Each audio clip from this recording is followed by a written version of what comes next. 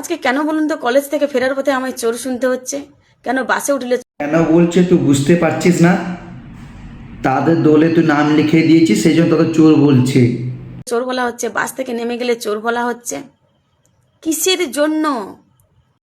আমি বলছি কিসের জন্য, কেউ রাগ করবে না। আমি এইটা বলতে চাচ্ছি নষ্টগিরিকে, যখন আর তোর ভাগ্য ভালো বল তোর ডিম মারেনি। এই চোরদেরকে যেভাবে ডিম মারছে, অত টাকার ডিম নষ্ট করছে, ভাগ্য বল তোদের চোর বলেছে ডিম মারেনি। ডিম মারলে তো তোর মানে শরীরটা পুরো অত গন্ধ করতো, তোর পাশে কেউ থাকতো না। আজকে কাদের জন্য আমাদের নিচু স্তরের কর্মীদের পিঠের মাংস মেরে থেতলে দেওয়া হচ্ছে? হচ্ছে তোদের জন্য, তোরা চুরি করেছিস সেই জন্য মাংস মেরে ছেঁচড়ে দেওয়া হচ্ছে।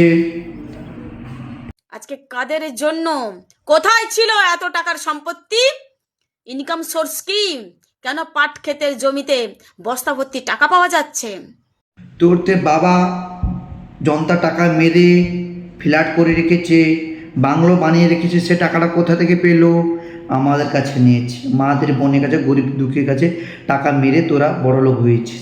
ঠিক আছে, তুই নাক গলিস না, তোর জায়গা তুই থাক, বেশি নাক গলাবি না। আরে আমি তো তৃণমূলের নেতা মন্ত্রী নই।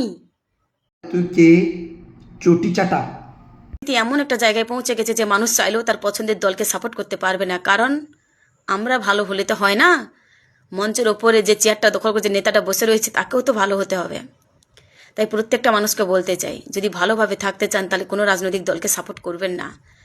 আপনি হয়তো রাজনীতিটাকে পেশা নয় নেশা হিসেবে দেখছেন, মানুষের পরিষেবা হিসেবে দেখেছেন, কিন্তু ওই নেতা দেখেনি, ওই নেতার চুরির দায়ভার কিন্তু আপনার ঘাড়েও এসে পড়তে পারে।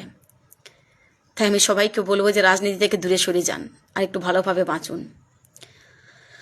আজকে দিদি আপনি তো চুরি করেনি, আপনাকেও চোর শুনতে হচ্ছে। দিদি চুরি করেনি, চুরি করেছে তোদের মতো নেত্রীয় মেন্ত্রা। বুঝতে পেরেছিস? তোদের অভিষেক ব্যানার্জি চুরি করেছে, তোদের যে নেত্রীগুলো যত আছে মন্ত্রীগুলো সেগুলো তার জন্য দিদি হেরেছে। দিদি কিছু চুরি করেনি, তাদের জন্য দিদি হেরেছে। অভিষেক ব্যানার্জির বড় দোষ হচ্ছে অভিষেক ব্যানার্জি, সে চুরি করেছে পুরো টাকা। বুঝতে পেরেছিস? আজকে আপনাকেও চোর শুনতে হচ্ছে, এই কথাটা আজকে মিলে গেল। এক পাপীর দায় শত পাপী যায়।